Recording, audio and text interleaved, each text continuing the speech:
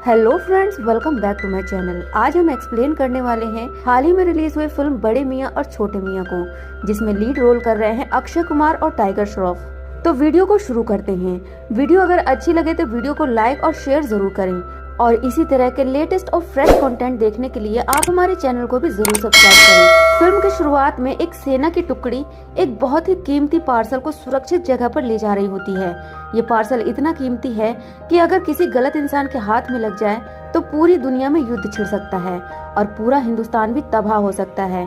अब इस पार्सल में ऐसा क्या है, ये अभी हमें थोड़ी देर बाद में पता चलेगा। जब पार्सल को सुरक्षित जगह पर ले जाया जा रहा था तभी इस टुकड़ी पर हमला होता है और बहुत सारे मिसाइल से रास्ता ब्लॉक कर दिया जाता है। इस वजह से जवान पूरी तरह से फंस जाते हैं और इनका मुकाबला नहीं कर पाते। जिसके बाद एंट्री होती है एक मास्क मैन की। मास्क मैन पार्सल को अपने कब्जे में ले लेता है। अब क्योंकि वो पार्सल बहुत कीमती है इसलिए मास्क मैन भारत सरकार के लिए एक मैसेज छोड़कर जाता है, लेकिन वो मैसेज कम चेतावनी ज्यादा होती है। वो मास्क मैन भारत सरकार को एक चेतावनी देता है और कहता है अगर 3 दिनों में मुझे पकड़ सको तो पकड़ लो, वरना पूरे भारत को तबाह कर देगा। अब इंडियन गवर्नमेंट के सामने एक बहुत ही बड़ी समस्या थी, क्योंकि वो पार्सल बहुत ही ज्यादा कीमती पार्सल है और अगर वो पार्सल उन्हें नहीं मिला तो पूरी दुनिया खत्म हो सकती है। और अब उस पार्सल को वापस लाने के लिए पूरी जिम्मेदारी कर्नल आजाद के पास थी। तब उन्हें कुछ भी समझ में नहीं आ रहा था, लेकिन उनके दिमाग में सिर्फ 2 ही नाम खटक रहे थे और वो नाम था राकेश और फिरोज। और पूरी दुनिया उन्हें रॉकी और फ्रीडी कहकर पुकारते हैं, यानी कि बड़े मियां और छोटे मियां। लेकिन 7 साल पहले ही उन दोनों का कोर्ट मार्शल कर दिया गया था। अब वो वजह क्या थी वो भी हमें थोड़ी देर में ही पता चल जाएगी। लेकिन आजाद सर को सिर्फ ये मालूम है कि अगर ये काम कोई कर सकता है तो वो रॉकी और फ्रीडी हैं। इसलिए आजाद सर उन दोनों के एक मिशन के बारे में मीशा को बताने लगते हैं। वो बताते हैं कि 7 साल पहले इन दोनों को एक ऐसे मिशन पर भेजा गया था जहाँ पर उन लोगों ने हमारे लोगों को बंदी बना लिया था। उनके पास सैकड़ों की तादाद में विलन्स थे और हमारे पास सिर्फ रॉकी और फ्रीडी ही थे। इन उन्होंने बहुत ही बहादुरी से उस मिशन को अंजाम दिया और जो लोग बंदी थे उन्हें भी सुरक्षित रूप से छुड़ाया। इसके बाद की कहानी प्रेजेंट में आती है और अब पूरी जिम्मेदारी मीशा की है कि वो अब जाए और जाकर फ्रीडी और रॉकी को अपनी टीम में फिर से शामिल करे। सबसे पहले वो रॉकी के पास जाती है, लेकिन रॉकी मना करता है, लेकिन बाद में वो मान जाता है और वो ये भी जानता है कि फिरोज सर नहीं मानेंगे। रॉकी कहता है कि फ्रीडी में बहुत एटीट्यूड है और वो इस मिशन के लिए बिल्कुल भी नहीं मानने वाले। कोर्ट मार्शल हो जाने के बाद रॉकी जो है वो फायर ब्रिगेड में काम करने लगा था, तो वहीं फ्रीडी जो है वो ऑयल कंपनी में काम करता था। अब यहाँ से मीशा और रॉकी फ्रीडी से मिलने जाते हैं, जहाँ पर फ्रीडी उन्हें इस मिशन के लिए साफ मना कर देता है कि वो आगे उनकी कोई मदद नहीं कर सकता, क्योंकि उसे सेना से बेइज्जत करके निकाला गया था। इस पर रॉकी कहता है कि भले ही हमें कोर्ट मार्शल करके सेना से बाहर निकाल दिया गया था, लेकिन आज देश को हमारी जरूरत है। लेकिन इसके अलावा भी फ्रीडी नहीं मानता और वो कहता है कि वो इस मिशन में नहीं आने वाला। अब इस मिशन को रॉकी और मीशा दोनों ही मिलकर पूरा करने वाले हैं, इसलिए वो दोनों लंदन पहुंच जाते हैं, क्योंकि उन्हें ये बात मालूम चल चुकी है कि वो पार्सल चोरी होकर लंदन गया है। वहाँ पर वो एक पैमा नाम की लड़की से मिलते हैं, जो कि एक हैकर है और बहुत ही इंटेलिजेंट है। मीशा लंदन में ही अपनी एक टीम बनाती है, जिसमें वो रॉकी और पैमा के कुछ लोगों की मदद भी लेती है। तो रॉकी और उसकी सारी टीम मिलकर प्लानिंग करने लगते हैं। उनको ये बात तो पता चल चुकी है कि मेट्रो के नीचे एक सुरंग है और सुरंग में एक वोल्ट है जिसमें पार्सल को रखा गया है, लेकिन वहाँ पर इतनी हाई सिक्योरिटी है कि वहाँ पर कोई नहीं जा सकता। वो लोग एक सॉलिड प्लानिंग करते हैं और वहाँ तक जाने का एक रास्ता भी निकाल लेते हैं। अब रॉकी जैसे तैसे करके वहाँ पर पहुँच जाता है और कई सारे विलन से फाइट करना शुरू कर देता है। वो लगभग सभी को मार ही चुका था, लेकिन लास्ट में जाकर वो पकड़ा जाता है और जब वो लोग उसे मारने ही वाले थे तभी यहाँ पर एंट्री होती है फ्रेडी की और वो आते ही सबकी बैंड बजाने लगता है और इस तरह से उसने रॉकी और बाकी टीम की जान बचा ली थी। इसके बाद वो लोग वॉल्ट में घुसते हैं, जहाँ पर हमें पार्सल के बारे में मालूम चलता है कि वहाँ कोई चीज नहीं बल्कि एक लड़की है और उस लड़की का नाम है प्रिया, यानी कि सोनाक्षी सिन्हा। और फ्रेडी और रॉकी तो प्रिया को पहले से ही जानते हैं। दरअसल फ्रेडी की तो प्रिया से सगाई भी हो चुकी थी, लेकिन कोर्ट मार्शल होने के बाद वो सगाई टूट चुकी थी। अब प्रिया यहाँ पर सच्चाई बताती है कि आखिर पार्सल के रूप में वो यहाँ पर कैसे आई। वो बताती है कि हमने भारत के लिए एक कवच तैयार किया था जिसका नाम था करण कवच, जिससे कोई भी देश हम पर हमला नहीं कर सकता था। अगर कोई मिसाइल चलाएगा भी तो वो बाहर के बाहर ही डिस्ट्रॉय हो जाएगा। लेकिन प्रॉब्लम ये थी कि आखिर कवच के पासवर्ड को किस हार्ड डिस्क में रखा जाए, क्योंकि दुनिया में ऐसी कोई हार्ड डिस्क नहीं बनी जिसे हैक न किया जा सके। इसलिए उन्होंने एक प्लानिंग की और उस पासवर्ड को एक दिमाग में फिट करने का सोचा, और वो दिमाग था प्रिया का।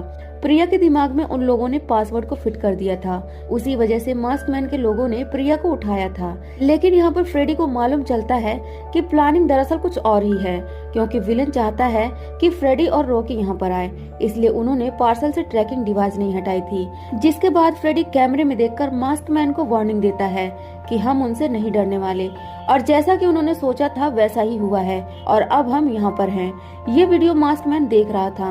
अब फ्रेडी को अच्छे से मालूम है कि उनके ऊपर हमला होने वाला है, इसलिए अटैक होने से पहले ही वो लोग यहाँ से जाने लगते हैं। लेकिन तब तक बहुत सारी गाड़ियाँ उनके पीछे लग चुकी थी, लेकिन वो लोग पैमा, मीशा और प्रिया को सुरक्षित रूप से बचा लेते हैं।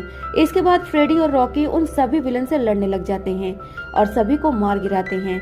लेकिन आखिर में मास्क मैन के लोग उन दोनों को पकड़ लेते हैं और अब यहाँ पर एंट्री होती है मास्क मैन की, और वो उनसे कहता है कि अक्सर दुश्मन के पीछे कोई पुराना दोस्त होता है। और यहाँ पर उन्हें मालूम चलता है एक चेहरा, और वो चेहरा होता है कबीर का। कबीर को देखते ही फ्रेडी और रॉकी शॉक्ड हो जाते हैं। दरअसल रॉकी और फ्रेडी कबीर को पहले से ही जानते थे। इसके बाद कहानी शिफ्ट होती है 7 साल पहले, जहाँ पर कबीर भी इंडियन मिलिट्री फोर्स में हुआ करता था और ये तीनों दोस्त हुआ करते थे। कबीर ने आईए के रूप में क्लोन्स तैयार किया था। दरअसल यहाँ पर कबीर चाहता था कि इंडियन आर्मी फोर्स से कोई भी जवान शहीद न हो। अगर कोई शहीद होता है तो वो हमारा क्लोन होगा। लेकिन कबीर यहाँ पर हाईटेक क्लोन बनाना चाहता था। वो चाहता था कि उसके दिमाग में भी कुछ चीजें फिट हों जिससे हम उसे कंट्रोल कर सकें और वो और भी ज्यादा शक्तिशाली हो।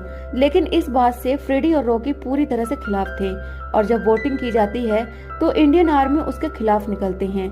इसके बाद कबीर को वार्निंग देकर छोड़ दिया जाता है कि उसे जल्द से जल्द अपने उस प्रोजेक्ट को बंद करना होगा, क्योंकि ये हमारे देश और मानवता के लिए बिल्कुल भी सुरक्षित नहीं था। इसके बाद कबीर वहाँ गुस्से से निकल जाता है और सीधे अपनी रिसर्च लैब में आ जाता है और यहाँ हम देखते हैं कि वो अपने इस प्रोजेक्ट को बंद नहीं करता और अपने सभी वैज्ञानिकों को कहता है कि उसे ये प्रोजेक्ट आज ही पूरा चाहिए और जैसे ही ये पूरा हो जाएगा वैसे ही ये इंसानी क्लोनों को इंडिया के दुश्मनों को बेच देगा, जैसे कि चीन और पाकिस्तान जैसे देशों को। और फिर इंडिया को पता लगेगा कि आखिरकार उसने क्या बनाया था, फिर सब उसकी वैल्यू करेंगे। फिर हम देखते हैं कि ये सारी बातें सोनाक्षी सिन्हा यानी कि प्रिया सुन लेती है। वो इन सारी बातों को रिकॉर्ड करके कर्नल आजाद और सारी आर्मी जनरल को दिखा देती है।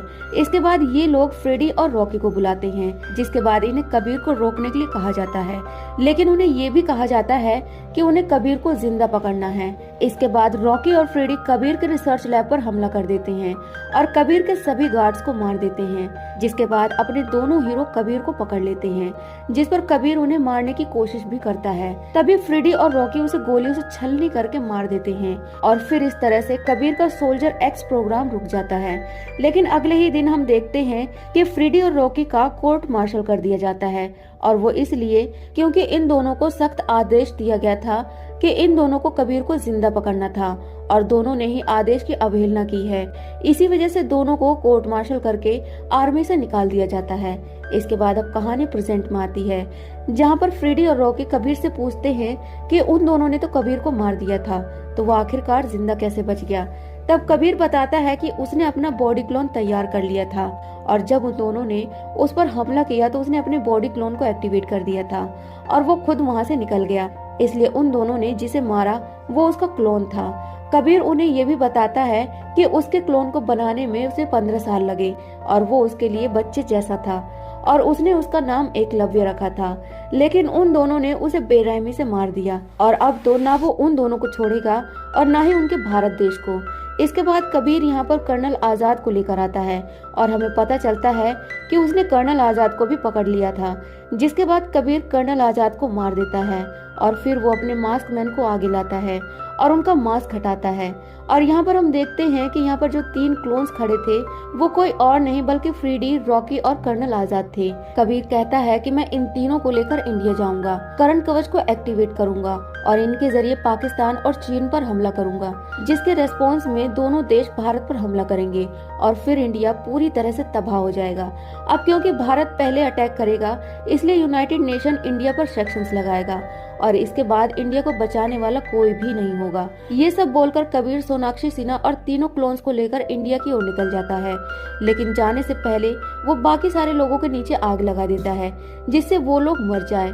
लेकिन फ्रेडी और रॉकी उन सभी को बचा लेते हैं। इसके बाद दोनों जल्दी से इंडिया आते हैं और आर्मी जनरल और हाई कमांड को ये सब बताते हैं कि कबीर ने क्या क्या प्लान कर रखा है। इसके बाद कबीर के सारे प्लान्स को रोकने की जिम्मेदारी फ्रेडी और रॉकी के कंधों पर आती है।